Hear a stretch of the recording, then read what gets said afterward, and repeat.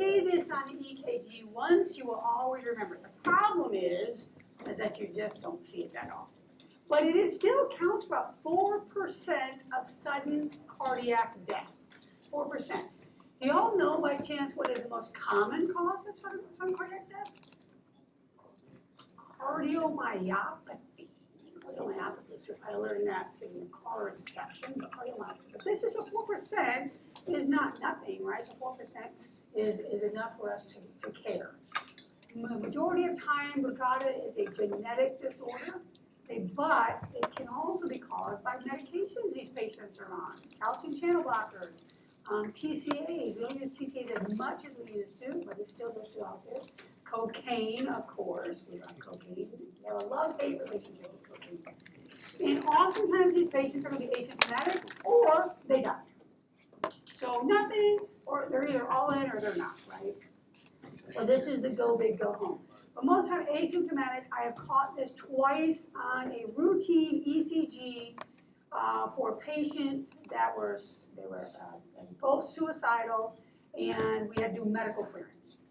And when you do medical clearance, part of that includes an ECG, and then you have to do a bunch of labs on these patients. And then once they're medically cleared, then cycle comes down and talk to them in the ER. So both these patients I caught over the span of like 5 or 6 years apart, but asymptomatic, did not have any idea they had it, and was on a routine ECG. Sometimes, again, maybe they syncopized and then woke up and came in to see you. The problem with syncope, and even probably dizziness, you can push in there, pre-syncope, is that by the time they get to you, they're probably feeling okay. Don't let that lull you into this sense of security that, well, they must be fine then if they survived it, because that's not necessarily true. Matter of fact, it's the opposite of that. They're coming in because they were lucky enough that today was not their day. They're coming in to see you so that you can then prevent their day from coming sooner than later. Now on ECG, there's a couple things that we're looking for. We're looking for what's called a right bundle branch block, and we'll talk about that today. But what that is an RR prime. You guys remember RR prime? We have two. We go our baseline for our PR segment, and then we go upward deflection. We come down a little bit, and then we have another upward deflection, RR prime, or RSR prime. We go up above baseline, down, and then back up above baseline. And then this classic code, you see that word underlined? You might see that specific word, code, in a stem. And if you saw code in a stem, it would probably be Brugada. So we're looking for the primary type of Brugada, which is Brugada type 1. There are 3 types of Brugada, but one is the only one that is specific. Type 1 is the only one that's specific and says this person definitely has Brugada. The other 2 are more suggestive of Brugada. So they see cardiology evaluation to identify if they actually have Brugada. So we're looking for RR prime. So we come up, you can't really see RR prime too much in this first one. Usually we're looking at V1, V2. So it comes up a little bit here, comes down, and then comes back up above our baseline, which is our PR segment here. Okay, so we have it above baseline here, back down, and back up. Now we see this. This is different. We do have J point elevation or ST elevation, and that is part of the criteria greater than equal to or greater than 2 millimeters or 2 small boxes of ST elevation. So we have that, but we have this cove segment. I think of it as, and I'm not a very good skier, so snowboarding. I'm not very good at that either, but I do enjoy it. But like a good snowboarding hill. You're not going to die, but it's a nice hill, as opposed to something that might represent infarction, which would be more of a tombstone appearance, more rounded appearance. This comes up and has a nice slope down. We call that a cove, ST segment cove appearance. So we've got that RR prime, we've up, down, and then back up, or just up and then down a little bit and back up. Cove pattern greater than equal to 2 millimeters of ST elevation, which is at J point elevation, what we see here. That is 5, 10, that's like 12, 11 millimeters or so 11 small boxes. And a negative T wave. What I mean by that is a T wave is discordant Discordant means it's opposite of what we would think, so, or it comes down below. So negative could be inverted T wave, so we come up above, come back down below that baseline where it's inverted instead of it being upright here. Negative T wave, ST segment elevation, and that coved appearance in a person that potentially has a family history of sudden cardiac death. They come in, some of the questions, if they come with syncope or dizziness, you have to ask them, is there family history? If either, somebody in your immediate family or even cousins maybe that have a history of sudden cardiac death, and that would heighten your suspicion that they may have Brugada. This is evidence of Brugada type 1. Again, we're going to focus kind of on V1 and V2. And in V1 and V2, we see a little R wave that comes up, have our S that comes down, and we have an R wave that comes back up, so that's R prime. We have that ST elevation of about 4 boxes or so, and then we have that cove segment with that T wave inversion. So a little bit more prominent in V2, up, down, back up with that ST segment elevation here, that cove segment, and then we come down below that baseline with that T wave inversion. That is consistent with Brugada type 1. So that is it for our bradyarrhythmias and other arrhythmias. Let's do a couple of skills checks for this, and then we'll move on and we'll talk about the next part of the EKG that we need to look at. I think I asked Shaw. Did I ask you a question the other day? Oh, well. Oh, I think I did, but that's okay. We can start off with anyway. Yeah, doesn't bother me at all. Okay, ma'am. All right, I want you to look at this entire strip and tell me what rhythm you think that is. What is the underlying rhythm?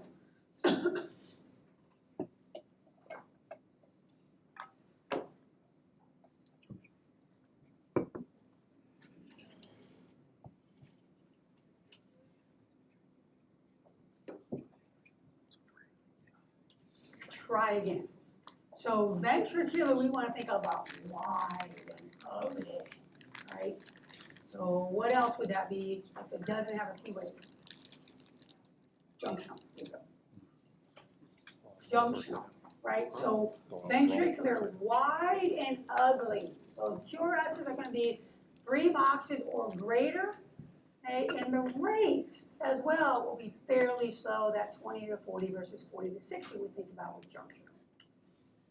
This is a junctional rhythm, but I will note that we don't have P waves associated with it, and our QRS complex is narrow. That would be junctional. All right, let me see. George, Philip George. Okay, sir. What do you think we have? This highlighted, this red. What is that? What is that beat called? Ventricular escape beat. It's wide. It is occurring later than what we would expect, right? And so it's an escape beat, and because it's wide, it is ventricular. Ready? Very good, very good. Okay? All right, we got another one. Taylor, Timothy Taylor. Junctional, where you at? Oh, you're way back there, no one. Junctional escape. Why do you think it's junctional? No P wave and a narrow QRS.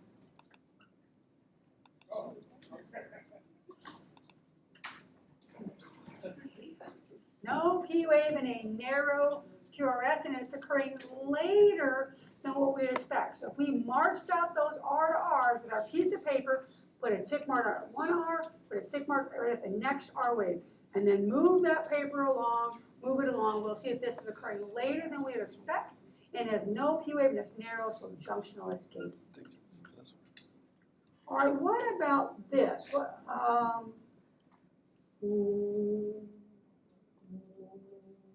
Euphemia? Yes, ma'am. Euphemia? How do you say That's that? pretty good. Okay, sir, what do you think? What type of block is this? Block. Look at that. 10-second strip at the bottom, and that's where you're gonna be able to identify your blocks.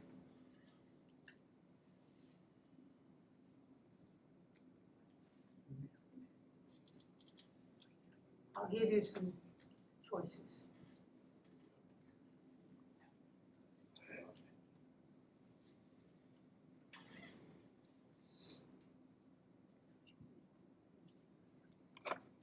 When we think about a first-degree AD block, what is the problem with first-degree block? What is the only thing we're looking at? PR segment, right? And that PR segment is going to be consistently long. From beat to beat to beat to beat, going to be too long, greater than 5 small boxes.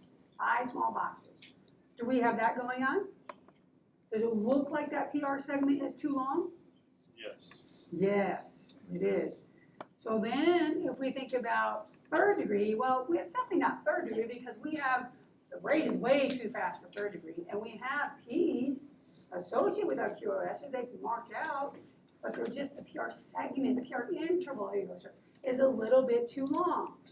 A Winky Bach is longer drop, and then our Movitz 2 PR segment is normal, but we just spontaneously get a dropped QRS complex. All right, so make sure you guys review those. All right, what about this one? Cannon, Robert Cannon.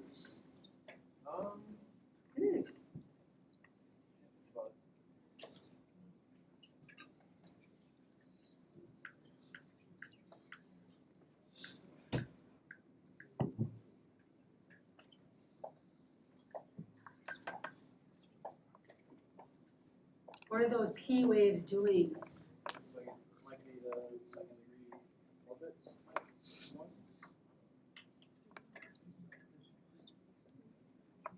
Does it look like it's getting longer? And then longer? And then longer? Like a Winky Bach? Yeah, longer drop must be a Winky Bach. So a PR segment is getting longer from one beat to the next, and then we have a point where we have a P wave, but we do not have a QRS complex. We have a complete block of that depolarization on down to the ventricle. So this is a second degree Winky Bach, longer drop. Gaitan. Yes, ma'am. Sir, these arrows, what kind of beat are they pointing to? That's a premature junctional.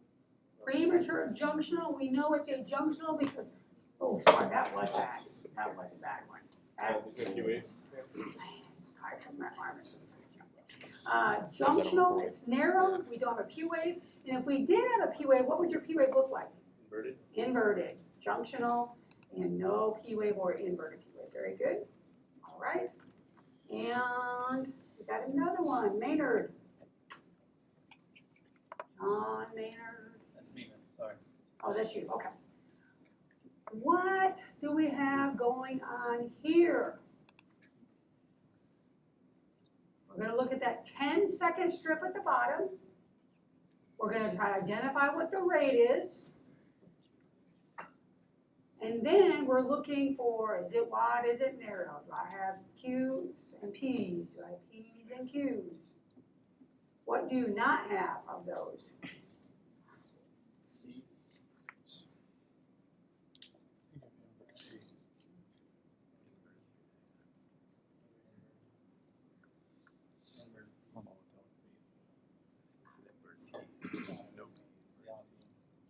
So what do you think it is?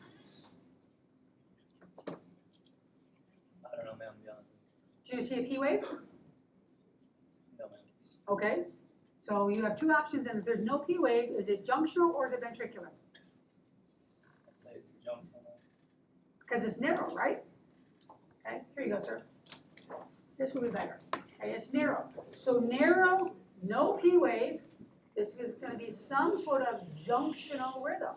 All right, junctional rhythm at the bottom here. All right, very good.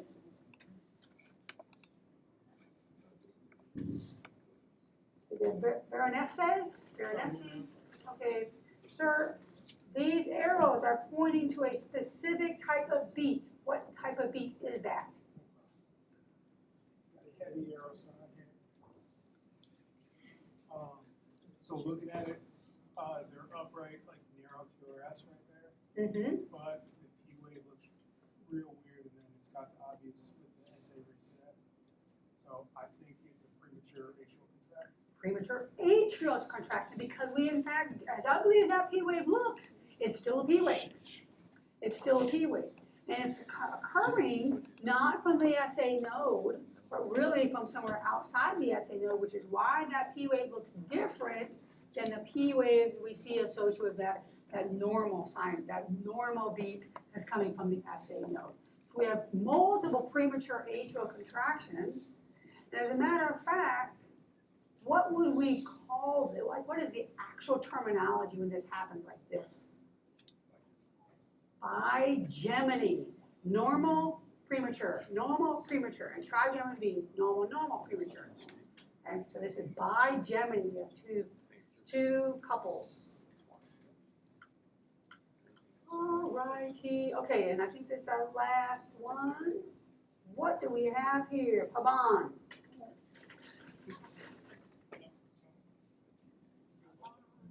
Where is he? Oh, he's hiding. Okay, I've got two things that are pointed out here. Two cardiac cycles. What is that? What are those two things? They're both the same thing.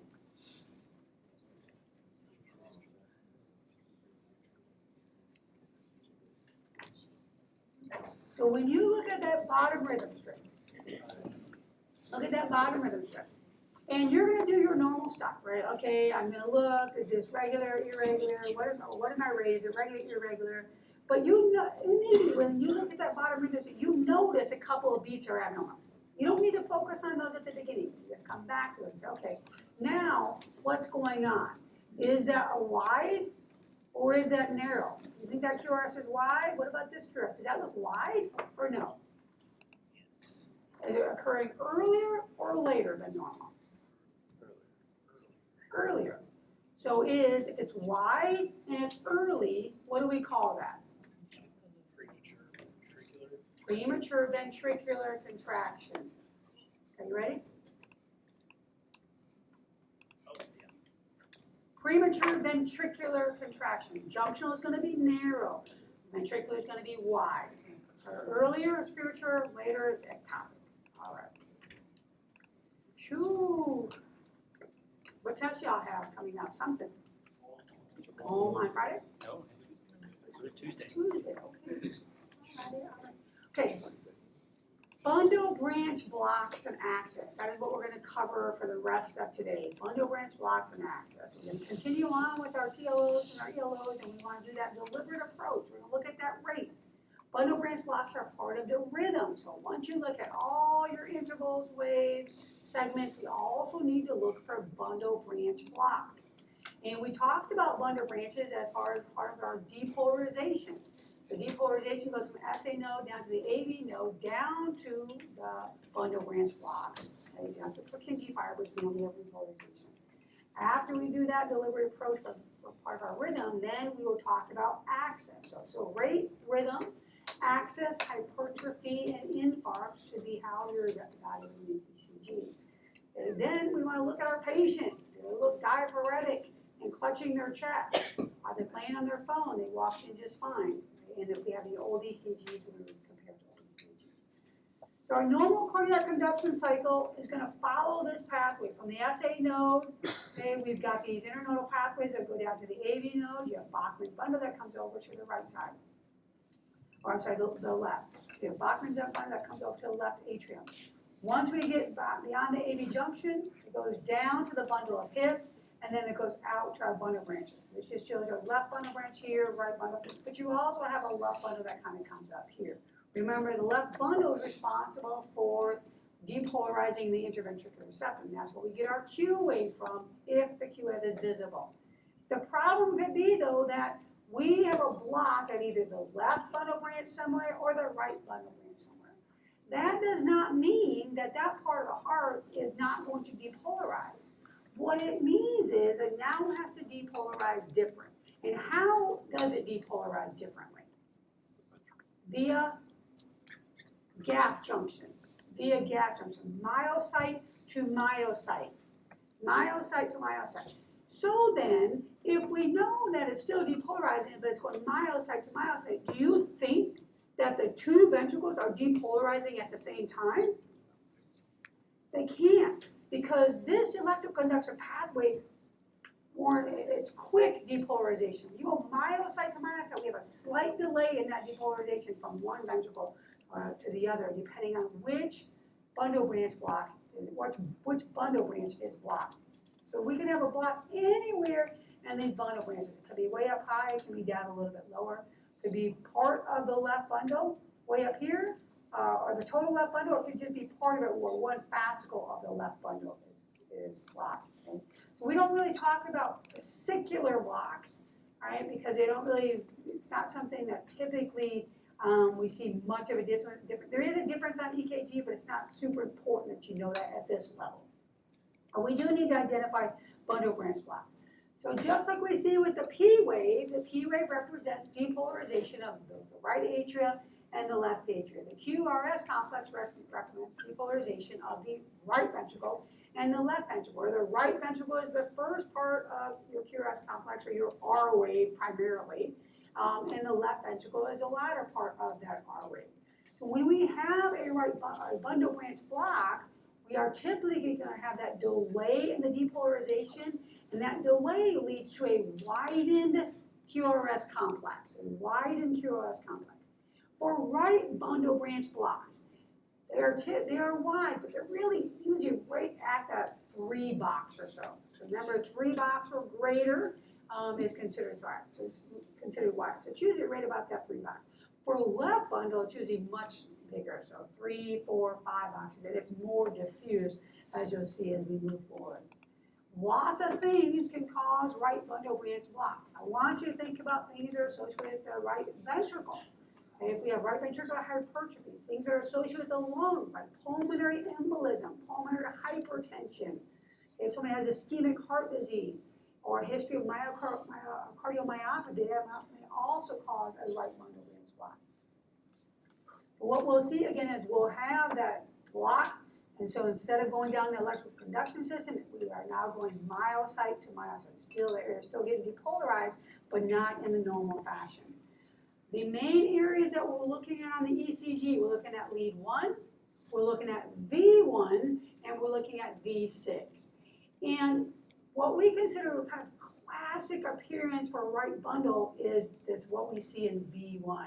And oftentimes we'll see it at V1, and it'll extend down to V2 as well. But we consider this, we call it this rabbit ear appearance, where we have this RR prime. RR prime, and you can certainly have an RSR prime as well. But what that means is we're coming up above the baseline, we're coming back down a little bit, and then back up above the baseline, back up, and then we come down to our baseline. So R prime, back down to baseline. So that is kind of more classic considered appearing for right bundle branch block.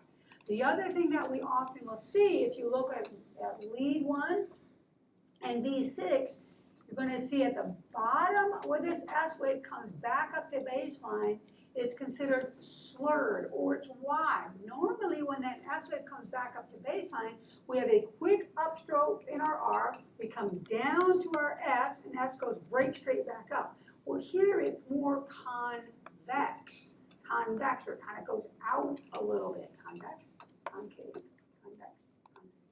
So it comes out like this. Out, you might see these are different forms of slurring of that S wave, because it comes out completely, comes up a little bit, and comes out, or it could kind of even look like a V shape. So instead of that S wave coming right straight back up, it comes out a little bit and then goes back up to our baseline. We see that same, you can see that same thing in our V6, where it comes out a little bit away from our S wave as it comes down, so it's no longer kind of close together, it separates itself and comes back up to baseline. So rabbit ear appearance, and then we've got that slurring of our S pattern in our lead 1, V1, and V6. So rabbit ear appearing is what we think about for our right bundle branch block. This is an example in an ECG of a right bundle branch block.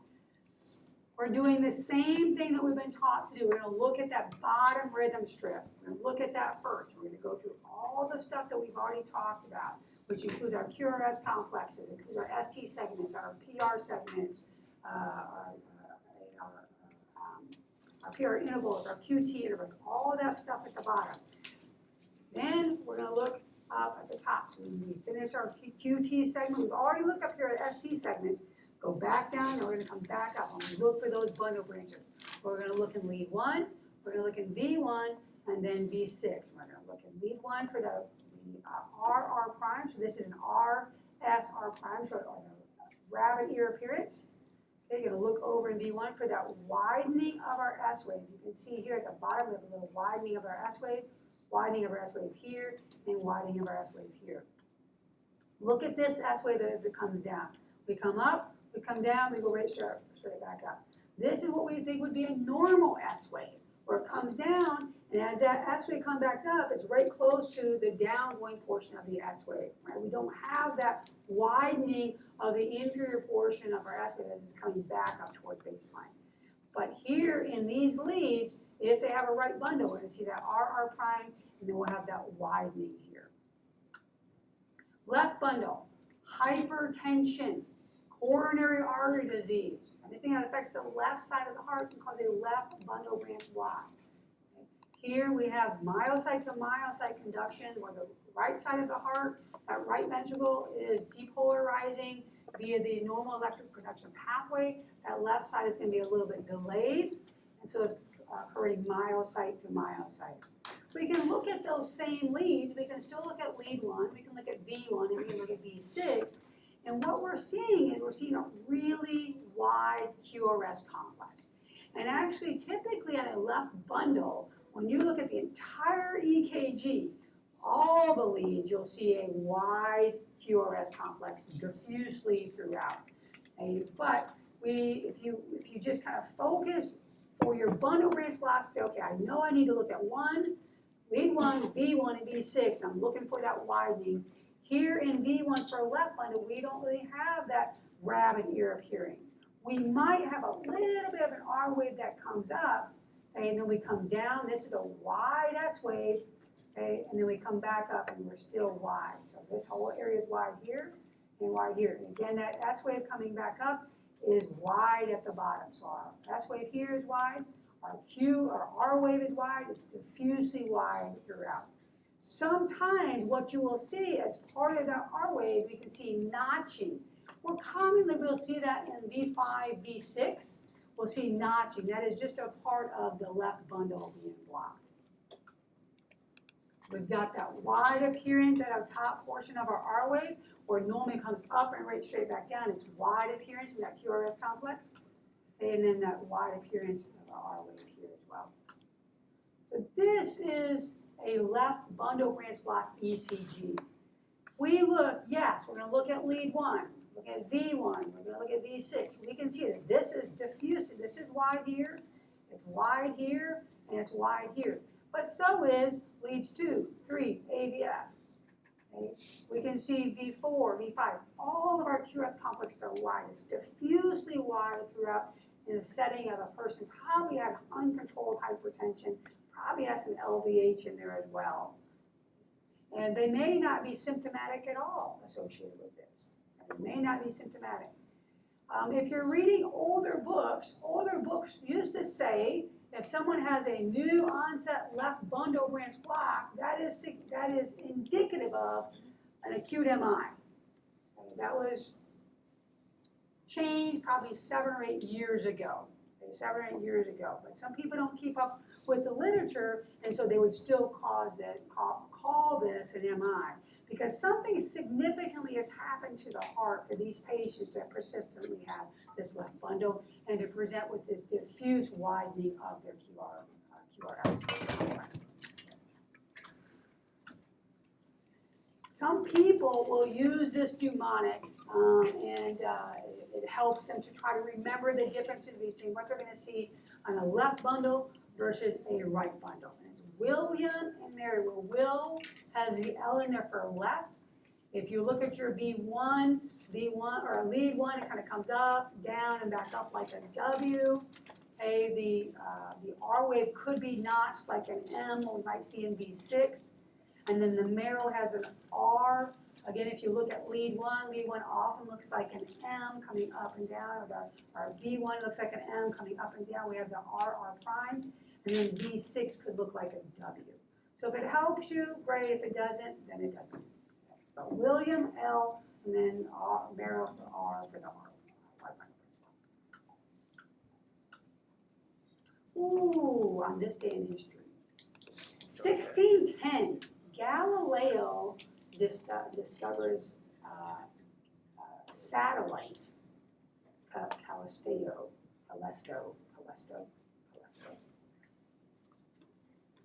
Well, what's interesting about that is really actually not that interesting, but what I did think was interesting is Callisto was one of there's 4 moons, and this planet has 97 satellites. Anybody know what planet this is? 4 moons and 97 satellites. I heard somebody say it. Jupiter. Who knew? I didn't know that. I did not know that. But what is the mnemonic to remember your satellites? I mean, your planets. What's the mnemonic to remember? My very educated mother just served us 9 pizza pies Pluto, but pizza pies Pluto is out, right? No? I was listening to a podcast the other day, and the guy that's in charge of the podcast, he's from New York. And he was talking to another person that was with him. They're both ER docs, and she's out in California. She's like, I have no idea what you're talking about. I have never heard of that. I thought everybody was taught that. No? So only the northern people maybe know the pizza pies Pluto, my very educated mother, and then southern people. How'd you memorize the planets if you don't have a mnemonic? You didn't? No. You're like, we didn't. Why not? By the time you guys went to school, they didn't talk about no planets. And they were like trying to discover all of them. Right? 1930, the Mickey Mouse comic strip first appeared. That's kind of cool. And then 62, Will Chamberlain, one of the tallest, he was so tall. He scored 73 points in a single basketball game, which is amazing. But that is not the highest score in a single basketball game. He actually, about 2 months later, scored 100 points. And then there's a guy that's on like the Poland team. He scored against another Poland team 120 points in one game. That's crazy. So this one that he scored, the one that he scored 100, the score for that basketball game was like 160 to like 140. That's insane. You guys think you're tired. They were probably really tired after that. Like, that's a serious game. All right, 1960, anybody Johnny Cash fans? Johnny Cash? So he performed live at Folsom Prison. I love that song. And then, what about Schitt's Creek? So funny. No? Oh, it's so good. Did you have a question about Johnny Cash? You saw him? You know him? This is one of his songs that he sang. It was about shooting his wife while he was on cocaine. See, that's what I'm telling you. Don't do heroin maybe, but no cocaine. Schitt's Creek was so funny. 2015 it premiered, and that was in Canada, but shortly after. So we were talking about this last night because the kids and I, everybody in the whole family watched it. And everybody was like, how could it be so long ago? How was it 10 years ago? Because I think really, even in the US, it was probably at least 7 years ago. That's so crazy. It seems like time is just flying by. All right. So we have to move on to access. We're still going through that deliberate approach to reading our ECGs. We're looking at our rate. We're looking at all the things associated with rhythm, and we just had a bundle branch blocks in there as well. So don't forget to look for your bundle branch block. Okay, so rate, rhythm, access is the next thing. Access will take a little bit of time because sometimes this can be a little bit of a more of a difficult concept. We all know that the normal electrical conduction Normal depolarization goes down to the left, right? Does everybody agree with that? The ventricle pulls that electrical conduction down by virtue of the fact that the left ventricle is bigger than the right, and so our normal electrical axis goes down and to the left. And as long as the heart is functioning, that's what we're gonna be able to see that on our functioning normal. We're gonna be able to see that normal axis on our ECGs. The problem is some patients never go to see the doctor. Some patients, now in the military setting, it's a little bit different because they're forced most of the time to see. But National Guard and Reserve folks, that's not the case. So you might see someone that's 65 and they're like, oh, I'm totally healthy. Well, your blood pressure's a little elevated today. I think it's fine. When's the last time you saw a doctor? Oh, 30 years, when I was 30. So they may have underlying disease that they have no idea about, and one of those may be the fact that we can identify it on why has their axis changed from normal to abnormal, from the abnormal parameter. Well, one of the things that can cause it is if we have an infarct. So if the left side of that, somewhere in that left ventricle infarcts, well, that means that area of the left ventricle isn't pulling electrical activity anymore. That area is dead. So now that allows then for that electrical vector to change from the normal axis down into the left. The right ventricle might be able to pull that electrical activity over towards it. So that axis may change from a normal axis over to a right axis by virtue of how much infarction we have in that left ventricle. We could also see that normal axis change if we had something like left ventricular hypertrophy. So left ventricular hypertrophy means that muscle of the left ventricle gets big. And although that sounds great, people walk around with big muscles, well, that's not great for the left ventricle. The bigger it gets, the less movement it has. But part of that is, though, it still is pulling even more and more of that electrical activity. So yes, it's still down and to the left, but now it might be down and kind of to the left lateral, like way over here might be where our axis is at, because that left ventricle is pulling so much additional electrical conduction, depolarization. That depolarization is still coming down to the left, but it might be going out for more laterally. And we can see that on our ECG. So we have degrees of axis. We actually have this axial reference system, and that is used to help us identify the cardiac axis in the frontal plane. So right now we're talking about the frontal plane. That axial system will range from 0 to 180. So from 0 all the way to positive 30, 90, and then negative 30, 90, 120, 180. So positive 180, negative 180. Our normal axis, as long as the heart is functioning correctly, is going to be from positive 90 to a negative 30. So positive 90 here to a negative 30 here. If we have left axis, so something like ventricular hypertrophy, if we have left axis deviation, we're having the change of that electrical conduction, it's pulling more and more to the left, it's going to be from negative 30 to negative 90 for the axis. If we have right axis deviation, so let's say part of that left ventricle had an infarction, so it's dead, that tissue is dead, then the right ventricle is able to pull that electrical conduction over, but on our axis, we'll determine our axis is between 90 and a positive 180. Okay? And if things have gone completely haywire, okay, we can have extreme right axis deviation. Extreme right axis deviation, something is either we have hooked this patient up wrong, or something is not, it's completely not right. Because now our electrical conduction is being pushed in the opposite direction, way back up over here in the frontal plane. Okay, so extreme right axis deviation is going to be negative 90 to a negative 180. Okay. Now, I want to point out a couple things here, or one main thing. If you look at extreme right axis, look at right axis deviation. These are set at 1/4 of your pi, right? So this is a 360 pi. This is 1/4 of your pi, 1/4 of your pi. You can see how normal axis encroaches up into that left axis deviation area a little bit. So instead of left axis deviation taking its 1/4 of the pi, it only gets 30, 60, and 90. It only gets this small part of the pie, and normal axis gets this entire piece of the pie.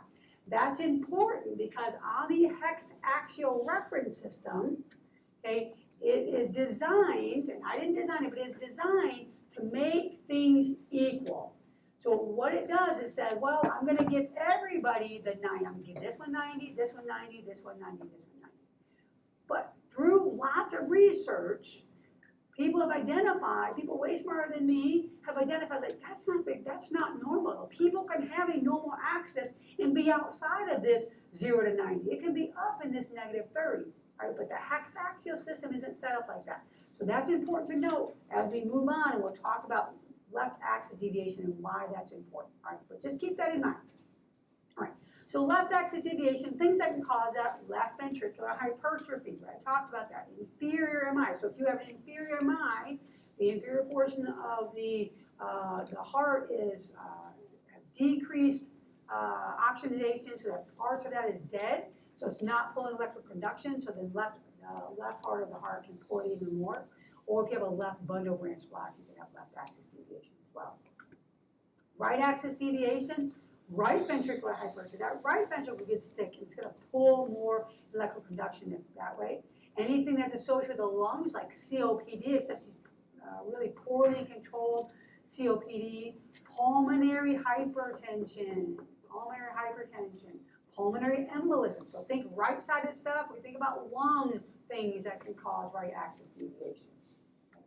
Extreme right axis deviation. One of the main causes of extreme right axis deviation is us. We have reversal of our leads, right arm and left leg. Now it's hard to do that because on your EKG, on the wires that go to the electrodes, it tells you right leg, right arm, left arm. So you shouldn't mess it up, but sometimes it gets messed up anyway. So just make sure we don't have reversal of our leads. If someone's in VTAC, which we should be able to recognize VTAC, we're not worried about the axis if we're looking at VTAC, right? We're worried about the VTAC. But nonetheless, VTAC will typically have an extreme right axis deviation. Hyperkalemia. It does. You don't get electrolytes back. When you send them off to the lab, they don't come back in 2 minutes, right? They're sometimes 20, sometimes 30 minutes. Sometimes if you were to go to BAMC, it's an hour, hour and a half before you get that back. So you can't wait sometimes to identify this patient's hyperkalemic. Sometimes you can identify it right on their ECG by having peak T waves, and then maybe a change in their axis as well. COPD, poorly controlled, or if someone is V-paced, oftentimes you'll see it. We know that they're paced because they'll have pacer spikes on their ECG. Okay. So when we're looking at that cardiac axis in the frontal plane, there are two primary leads that we're looking at. And we're only using our limb leads. Frontal plane is limb leads. The two primary leads that we're going to look at are leads 1 and AVF. 1 and AVF. Okay, so lead 1 up here, lead AVF down here. When we identify what axis this is, if we identify this as left axis, and only if we identify this as left axis, will we then pull in lead 2 and look at lead 2. Only if we've identified left axis. Otherwise, we don't care about lead 2. We care about lead 1 and lead AVF. And the reason that we have to look at lead 2 is the problem with the way the hex axial system is designed. It's designed to give everybody equal parts, right? But we know that the heart doesn't work that way. The heart can have a normal axis and normal parameters to be up here. So only if we're up here in this left area will we have to determine, okay, is this truly all the way up here, or is it not? Is our number 0 to 30, and that is part of our normal axis deviation. So lead 1, lead AVF, that's going to be primary. Okay? If we have left axis deviation, we're going to pull lead 2 in, and we'll talk about what we do with that. So step 1 is very, very, very important for you to understand the stepwise approach. If you don't do this step by step by step, you're going to end up in the wrong axis, and you'll end up with the wrong number. We're going to determine our axis all the way down to 30 degrees. Now, I know that sounds like 30 degrees. We used to do it down to 10. Right? So 30, I kind of compromise with 30 degrees. So the first thing we're gonna do is we're gonna look at our R waves. We're gonna look at our R waves in lead 1, and we are gonna look at our R wave in AVF. Lead 1 and AVF, our R wave. If we look at lead 1, so the way that I think for the majority of people, it's easier to do is just use your hands. Use your hands and say your left hand is lead 1 and your right hand is lead 2. And we're going to specifically use our thumbs. If we look at lead 1 and our R wave is more upright than our S wave is down, so we have an upright R in lead 1, and we look at lead AVF and our R wave is upright lead AVF, we're like, yay, normal axis. 2 thumbs up is normal axis. If we look in our lead 1 and our R wave is up, but we look at our lead AVF and our R wave is down going, so it's more negative. Okay, so our wave, our QRS complex is more down going. Okay, then we're going left axis deviation. That one that you have up, that's what we go with. Left axis deviation. Okay, so this is normal. If we're up in 1 and down in AVF, that's left axis deviation. It's pointing to the left.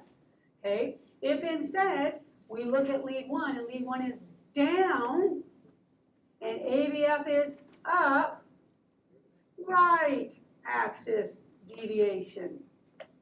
And if we look at lead 1 and it is down and AVF is down, extreme right axis. Something, we better do something quick or hope that they're paced, right? Extreme right axis is boo. Normal axis is yay. So left axis, 1 is up, pointing to the left, AVF is down. Right axis, we got AVF is up, pointing towards the right, and 1 is down. Let's take a break.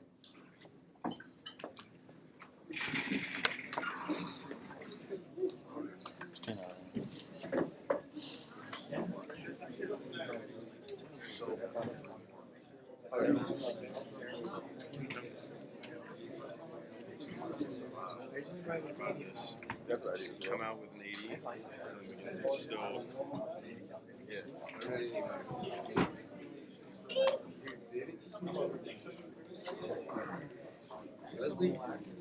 I envy your. wow, slob. I know.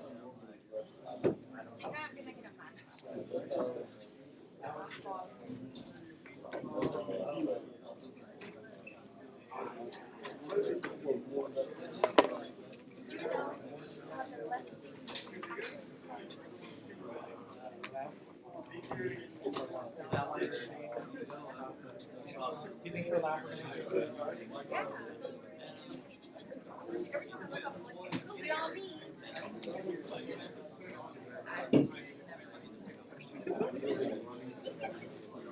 No, I know it is, but on my other here, and I'm like, you know what? That's happened.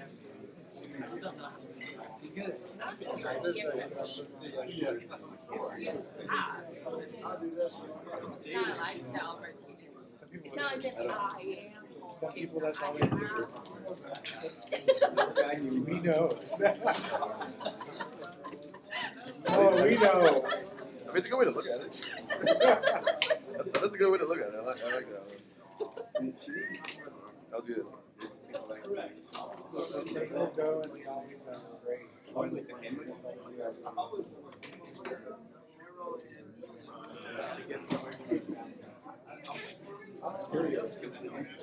He's not around. I went, my first time I went to BLM, all the students, they all were bad. Put an arrow. That'll be easier. And then I went to Fort Sill. No, I They fight. Just do a start. Just do one little start. We always have to try to find people that is. yeah, there was a lot of TV. Yeah, because like right. Yeah, there's a lot of people. Yeah. I think we might have this right. Probably at some point. I didn't. I Jackson was one of the ones that. I never sent one like myself. Yeah, I think they might.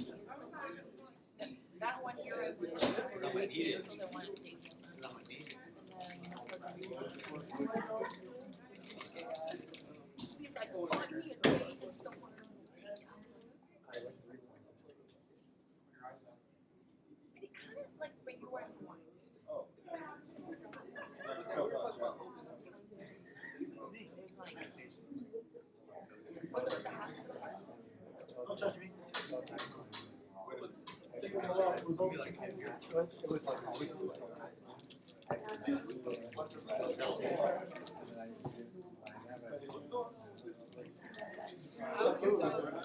other 2 times I passed. They wanted like the roads, the mountains, like, yeah, never.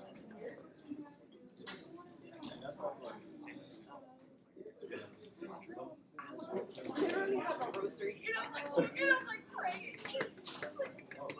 You're like, Jesus. I was so Why do we scared. think because they have like a rectangle? So you could just like walk along. But there's also. I had no idea New York, how it was awful, that one. You remember, and you're walking, all the way down, all the way. Well, I'm happy you got it. Imagine it.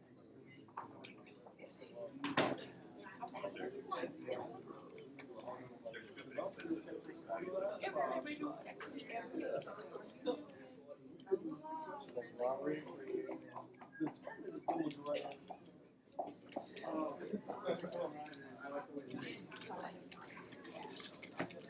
had a good study group too. That's how you get it. We all stayed pretty on the couch. That's that thing. And if you, after a while, you would just literally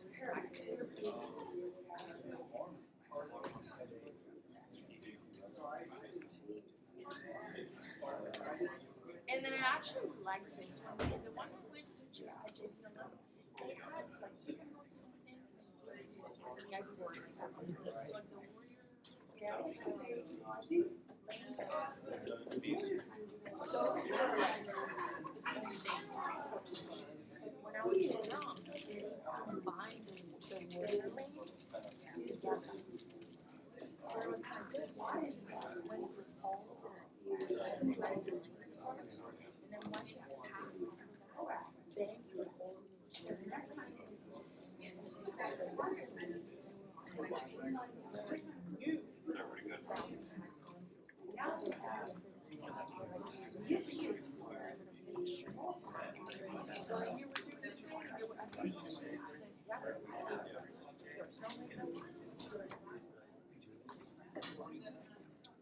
there were other ones that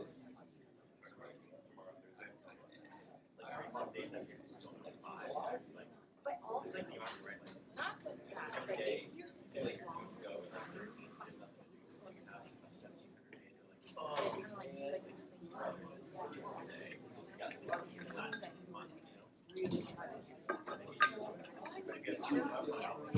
well, advice, why? Advice, I was like, I'm guilty of it too, man. If I'm like, because I was the only one.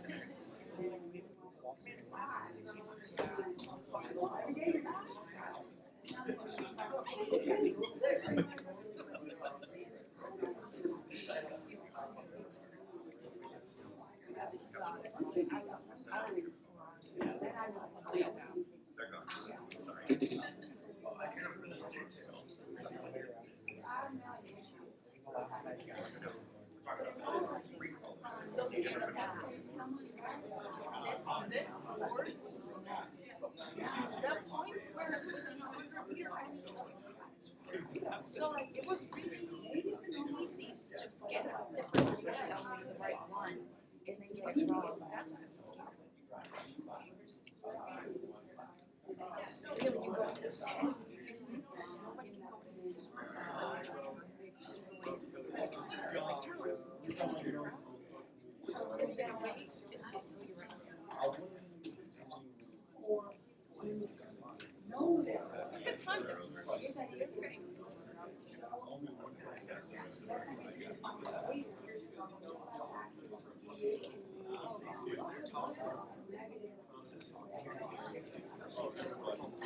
The last like 4 or 5.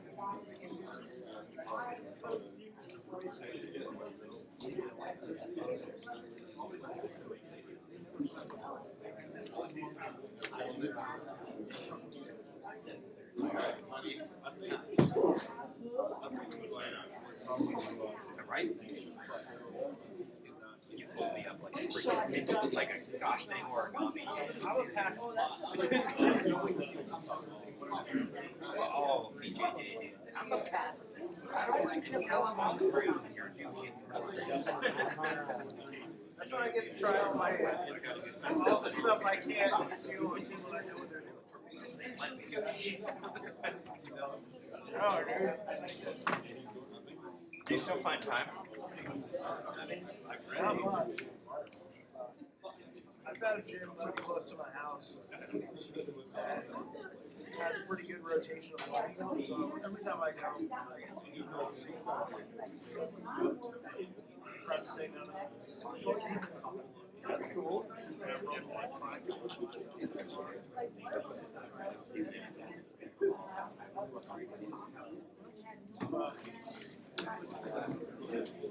I'm here for this.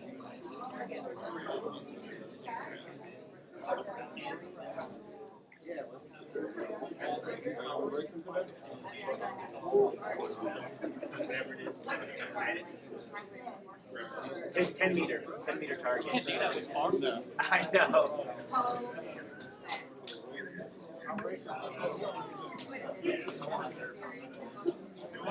She has a corner.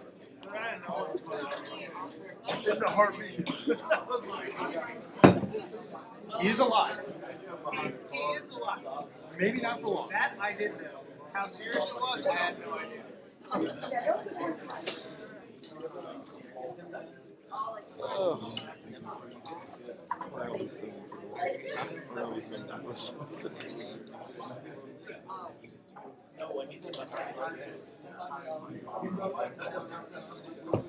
Trust the process. Kim, you know, in high school. Trust this process.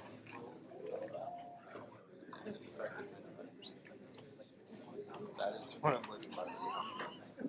So don't be that.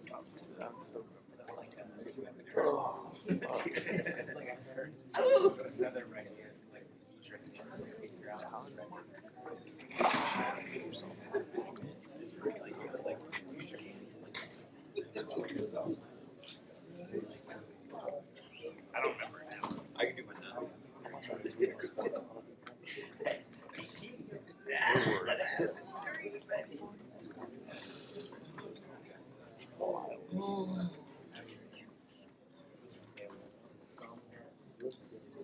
Alright, so, first thing we're gonna do is we're gonna find the quadrant. Find the quadrant. We're gonna find the quadrant. We're gonna do that using lead one and AVF. Lead one and AVF. Alright, so upright, we're good to go. If our lead one is up, that's our left hand, so it's the left axis. If our AVS is up, it's our right hand, so it's our right axis. Down is extreme right axis, we move to down. Right? Now, if and only if, on our step one, in the quadrant, we determine this is a left axis deviation. Only if it's left axis deviation. So which means it looks like this. We're up, and everybody knows what I mean by up. I'm looking at the QRS complex. The QRS complex is more positive than it is negative. So the left axis is up in one, down in AVF. We need to look at lead two. And we need to look at lead two because the hex axis of the system puts everything equally. Well, normal axis is not equal. It's taking the bigger chunk. So we've got to determine, is this a true left axis deviation, means it's up here, -30 to -90, or is it a, what we call physiologic? So pathologic versus physiologic, true left axis versus not. Okay, so if we are up in one and down in AVF, we're going to look at lead two. If lead two is positive, yay, we are normal axis. If lead two is more down going, then this is considered a true left axis deviation or pathologic left axis deviation, as other terminology that you may hear. So if your lead two is up, yay, normal axis. If your lead two is more down going, this is a true left axis deviation, meaning your axis is somewhere up here between -30 and a -90.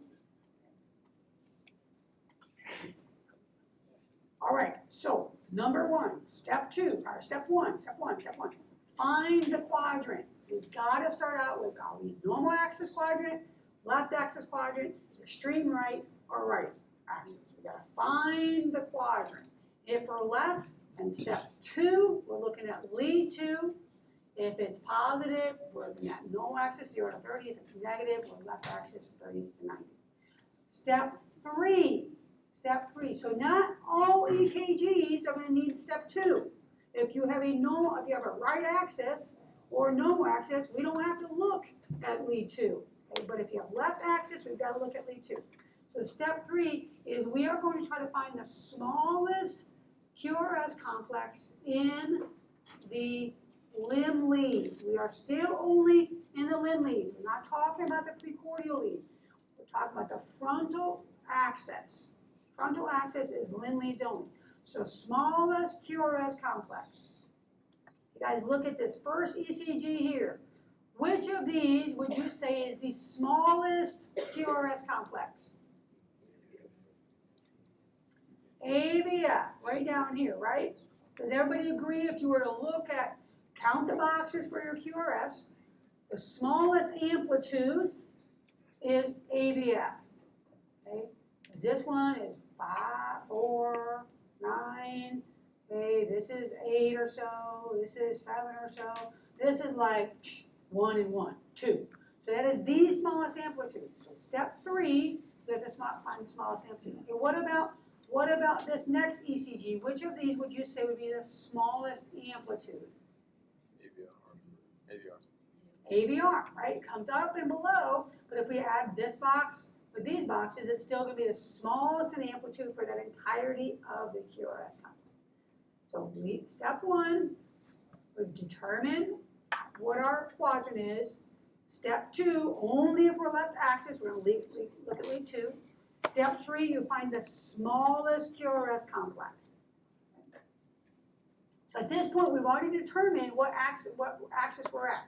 We've already determined what axis. Now we're trying to identify the degree of that axis. We determine if we're normal, right, left, or true. We determine that in step 1. Okay, and now we're trying to find out what is our degree that our axis is. So we've got the smallest one here, smallest one here. All right, so now we go to step 4. So we've determined what quadrant we're in. We've determined what is the smallest QRS complex in our limb leads. Now we have to identify what is, we call it using the T method. So we got to find the lead that is 90 degrees to our smallest lead, or it might even be isoelectric, meaning it goes up and below your baseline. We're going to determine what is 90 degrees. Let me tell you an easier way to do that. 90 degrees. If you look at lead 1, what is 90 degrees to lead 1 is AVF. If you look at AVR, what is 90 degrees AVR is lead 3. If you look at lead 2, what is 90 degrees to lead 2 is AVL. So we go cross, cross, directly over. Criss, cross, in line. Criss, cross, in line. I say that because you would be amazed on the task, because you guys are going quickly, that we just cannot come up with 90. We can't figure out what 90 degrees is. Can't figure it out. You know, and you're looking at it, but because, you know, it's a smaller screen, we just can't come up with 90. So you're like, wait, is that 90 or that 90? Which line? So cross, criss, cross, and then straight across. Criss, cross, and straight across. Right. Then we're going to determine the axis to the nearest 30 degrees. All right, nearest 30 degrees. So if I were to tell you that you're looking at an ECG and you're looking at lead 1, and lead 1 is downgoing, and lead AVF is upgoing, what quadrant are we in? Right? Well, we're in this right axis quadrant, okay? Right axis quadrant, great. If I were to tell you that your smallest QRS complex is in AVR, I would tell you smallest QRS complex is in AVR, okay? Go back to this. AVR is your smallest QRS complex. What lead is 90 degrees to your AVR? Lead 3, okay? So what happened is we have determined that we are in this area right here. We're in this 90 degree, right axis area. So we have determined that the smallest lead, okay, is AVR. AVR is here. So now we have to go 90 degrees to AVR. Well, look what we have, folks. We have 90 degrees here, and we have 90 degrees up here. 120, positive 120, and negative 60. All right, does everybody see that? How do I know? If I tell you the answer is positive 120, how do you know that? Because we already determined that our number is somewhere in the right axis, somewhere in that, down in that right axis. If you don't determine the axis first, you won't know what the answer is. You very well would choose negative 60. That's why you have to determine what quadrant are we in first. What quadrant are we in? That's number one step. What quadrant are we in? Number two, if I'm left, I'm looking at lead 2 and figuring out where in my left, am I normal or true left? Number 3, looking at the smallest lead.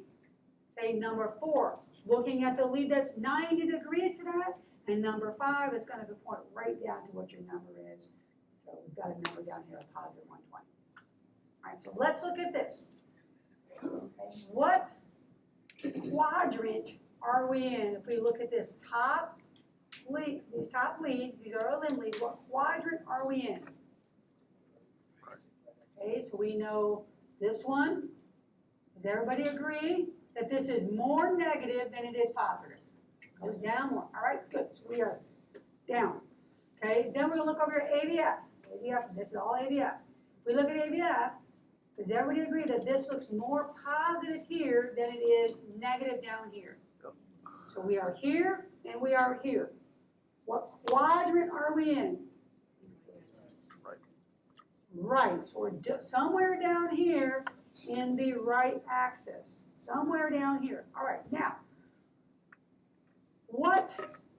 that means we don't have to look at lead 2, right?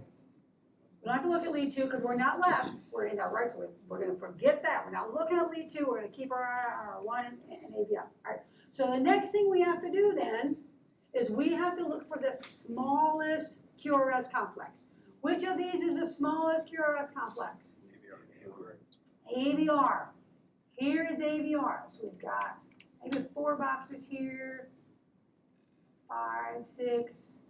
Okay, but if we look at all of this, that's much higher, much higher. So AVR is going to be our smallest.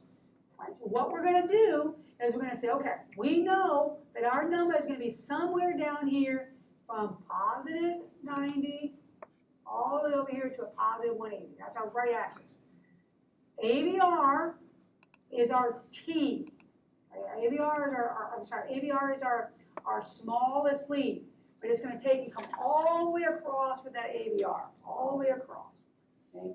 Then we have to find the lead that is 90 degrees to AVR.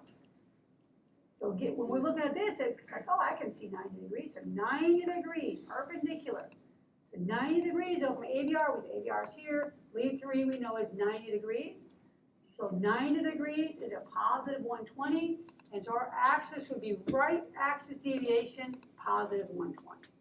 Right axis deviation, positive 120.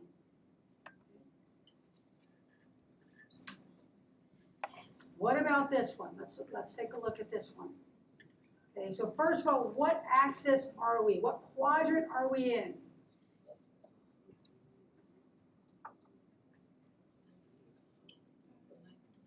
Normal. We're ups. We're thumbs up. We're more positive here. We only have a ditzel of an X wave. We have no X wave over here, so we are more positive here.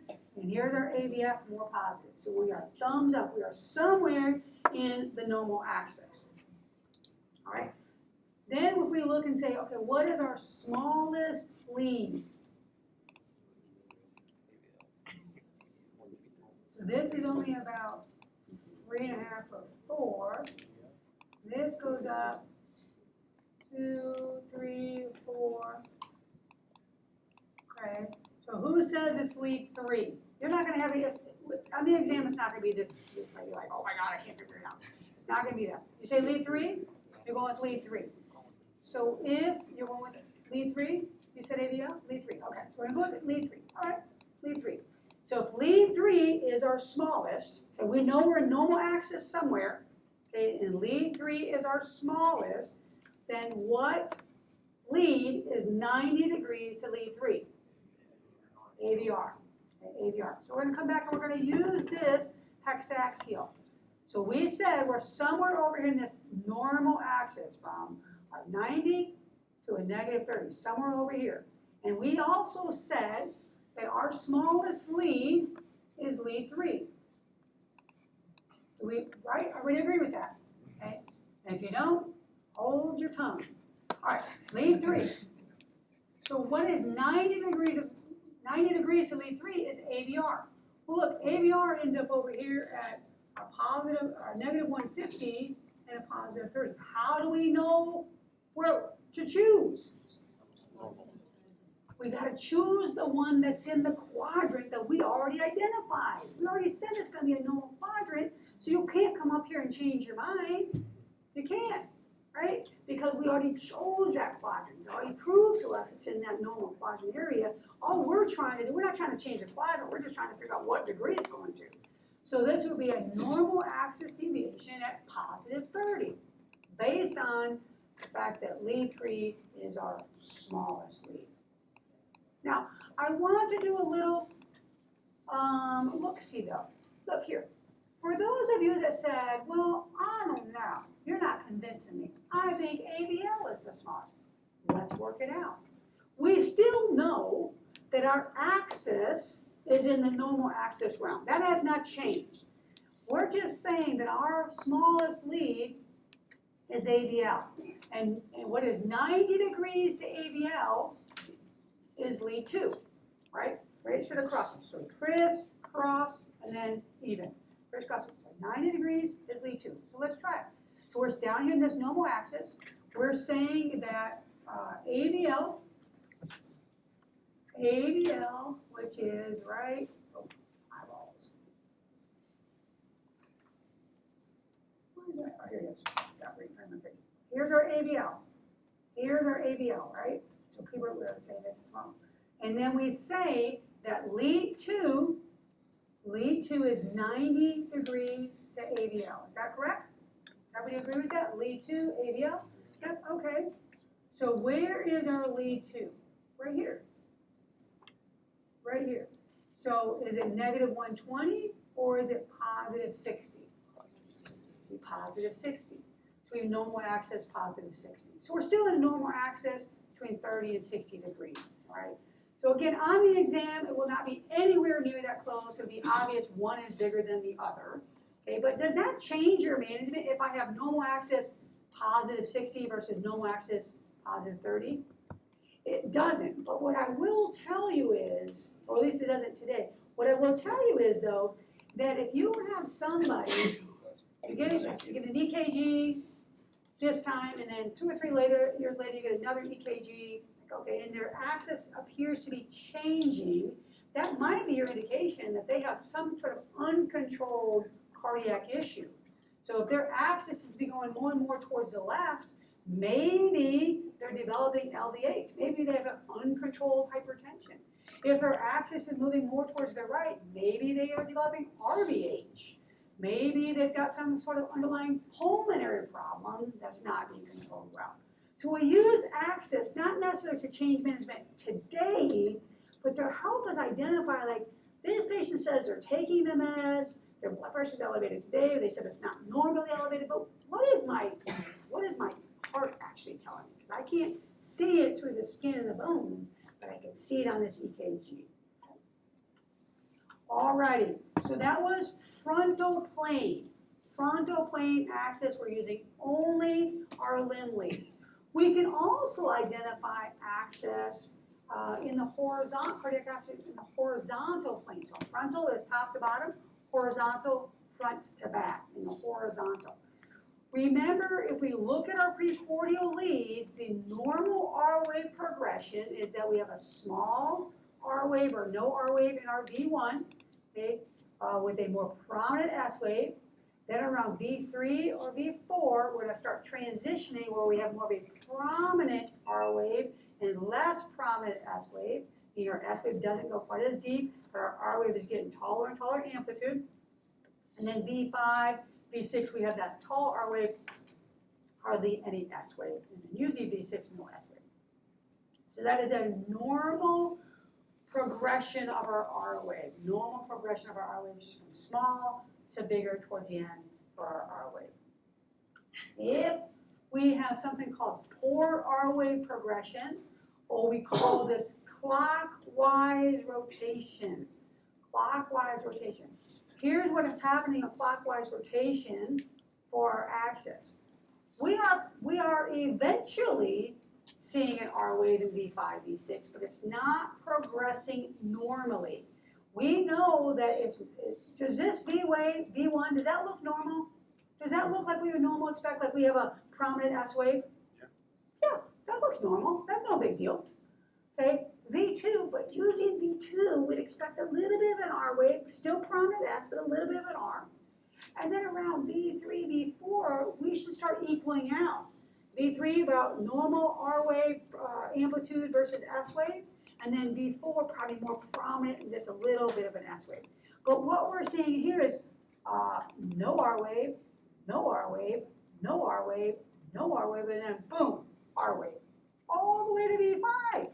So it's clockwise because it's eventually happening. It's occurring normally, but just later than what we'd expect. We want to see that transition earlier. So for these patients, we think about something that's going to affect the anterior portion of the heart rate, or the anterior part of their heart, and it's pushing the electrical activity more posterior and using more posterior to the left. And so it has that change and that progression of the R wave. We have poor R wave progression. If we have something called counterclockwise rotation of our axis, counterclockwise rotation means it's happening opposite. In these patients, we're going to see that prominent R wave in V1, prominent R wave in V2, where normally we shouldn't see that prominent R wave in V1. So with our clockwise rotation, our R wave is not really, it has poor R wave progression, but we still have prominent R wave V5 and V6. Okay, so it's happening normally, eventually. But with this, we have prominent R wave in V1, prominent R wave in V2. So it's overtaking our S wave, so we have that counterclockwise approach. And this indicates that there's something more posterior happening. So maybe a posterior infarct is occurring. So it's directing that electrical vector more anteriorly and typically towards the right. So if you see, when you're looking in that V1, you're like, oh, why do I have such a prominent R wave? And I'm asking you about horizontal axis. This is a counterclockwise horizontal axis. It's occurring opposite of what we expect. We don't want to see that prominent R wave in V1. It's opposite of what we think. Let's do some skills checks, and then we will finish up for the day. Okay. Let's see here. Smith. Ian Smith. Where you at? Okay, sir. What do you think's going on here? So what is our axis? Let's do that first. Okay, so we got this and we got this. Right axis. Okay, what on this do you think is your smallest QRS complex?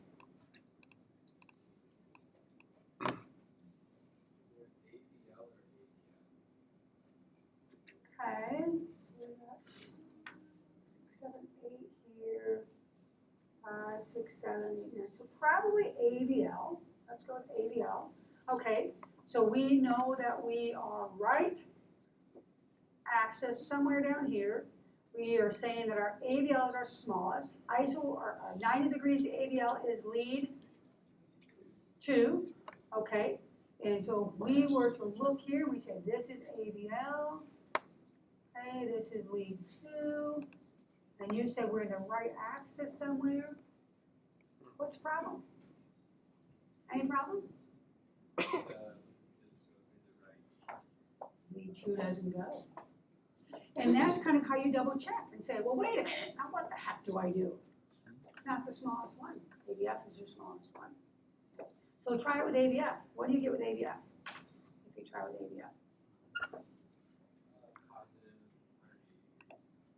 Positive 180. Is that in your right axis realm? Okay, that's in your right axis realm. So this person has a right axis deviation of 180 all the way over. So if we go ABF, we know that's opposite to ABS is 1. Okay, so ABF comes here, 1 comes here. We know that we've got to be over here because we're talking about right axis deviation. So that's going to give us our positive 180. Okay, the next person we are going to go with is Avila, Neri Avila. Yes, you have a question, go ahead, ask me a question. Why isn't it 150? Well, looking at ABL, so ABL, so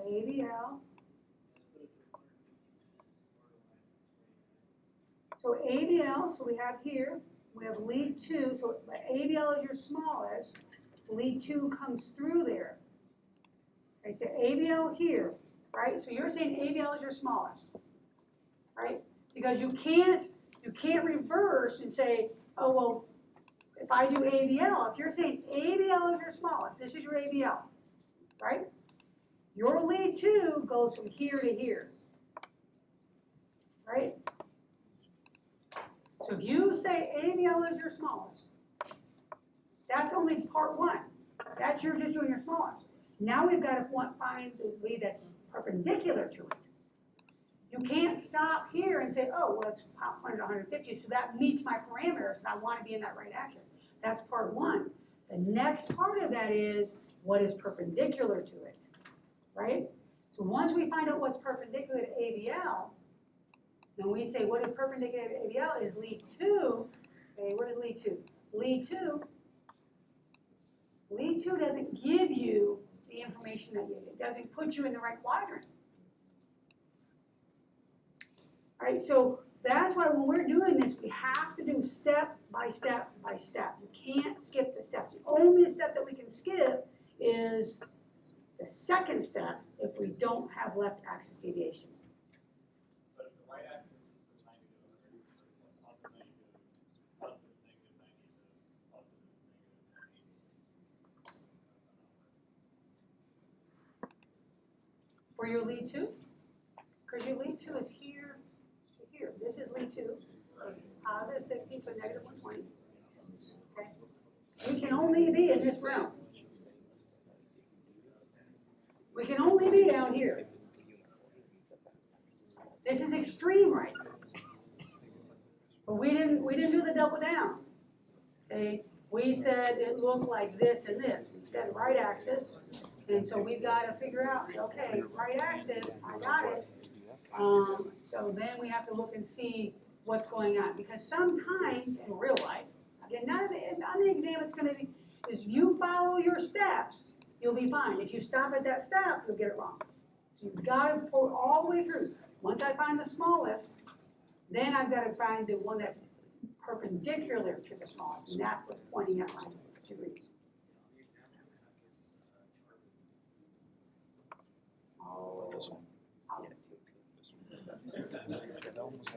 Yeah, you'll have the degrees. You don't have to. Let's try this one. Okay, Thomas. Casey Thomas. This one. All right. What quadrant are you in?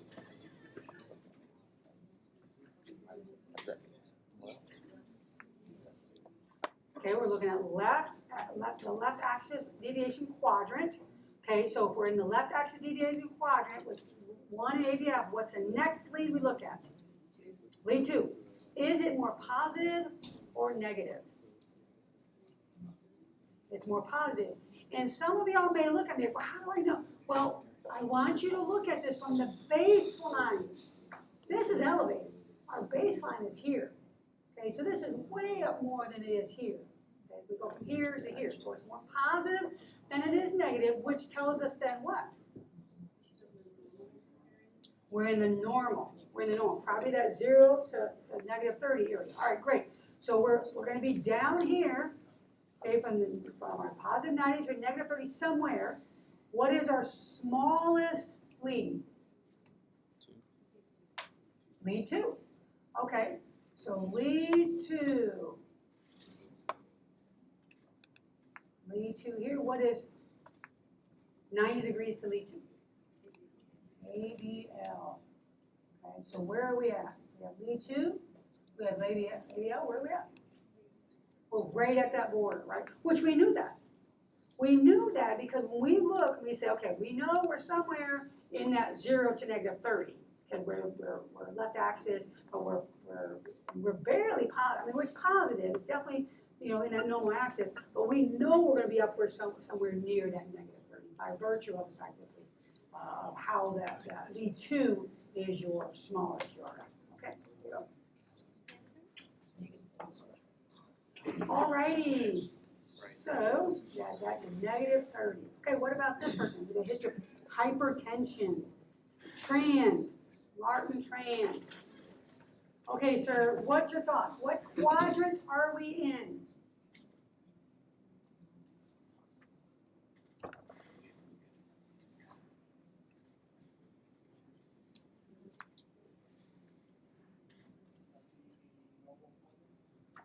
Are we up and up? We got 2 thumbs up. Looking at 1 is up and ABF is up. All right, good. So we're going to be in the normal again. What is your smallest QRS complex?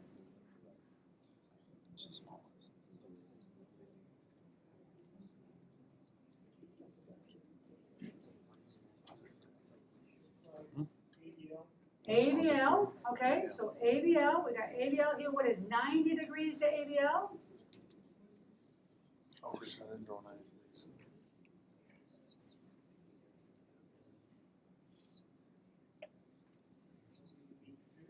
Lead 2 is 90 degrees, so again, crisscross, straight across, okay, and so lead 2, and we know we're going to be somewhere down here, so what is your normal axis degree?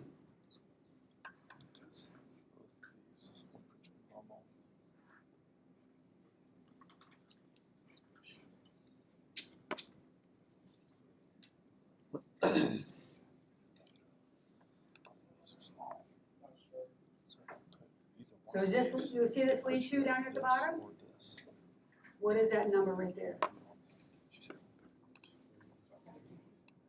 60?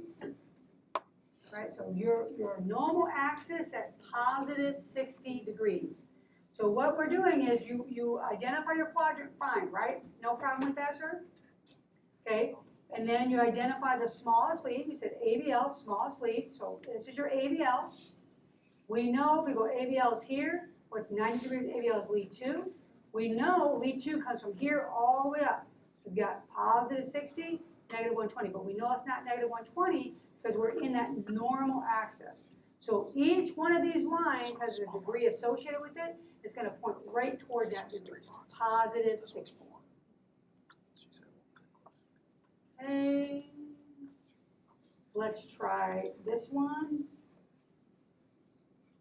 Budokan. Okay, sir, what's your thoughts? So looking at lead 1, that's going down, looking at ADF, that's also going down, so that would be extreme right axis. Extreme right axis. 1. Oh, actually, never mind. Okay, yeah, thank you. So it's going down, going up, so that would be right. So what do you think? What is 1? It's right. Okay, right axis? Okay, that sounds, let me see, down, right, okay, good. What's your smallest QRS complex?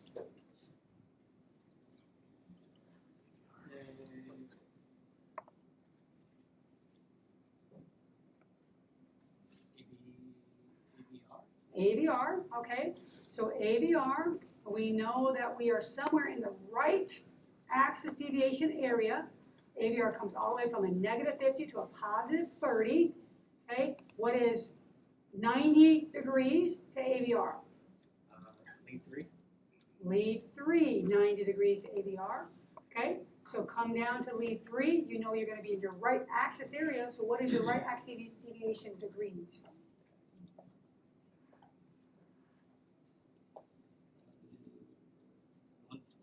+120. Yep, here you go, sir. +120. +120. I'm telling you, you guys will have at least 2 questions on this. So some of you may say, I'm out. I'll just take a hit on it. Well, you better hope you get your right ones right then, right? But it is important. It is important to be able to. All right, right axis deviation. And then we've got a person here, poorly controlled hypertension, and let's go with Castleberry. Paul Castleberry. Okay, sir. What quadrant are we in and what degrees are we looking at?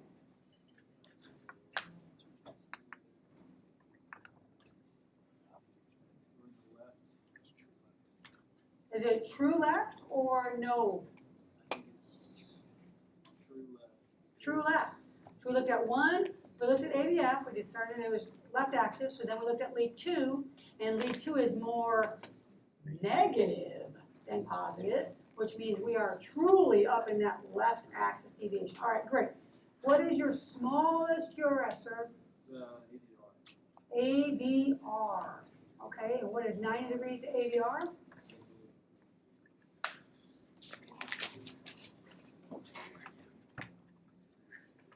Three, okay. So what degrees are you at then?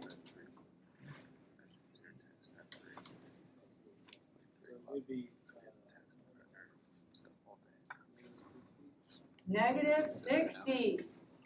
-60. Because we know we've got to be up here somewhere. It's either right at -30, it's a -60, or -90. It's up in here somewhere, and we've got AVR.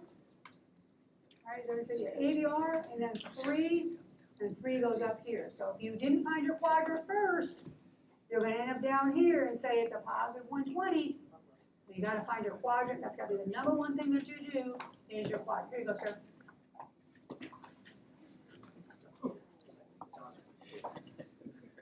All righty. I think that's it, right? Yep. Okay. Woo, Lord, we survived. We survived. Question, brother?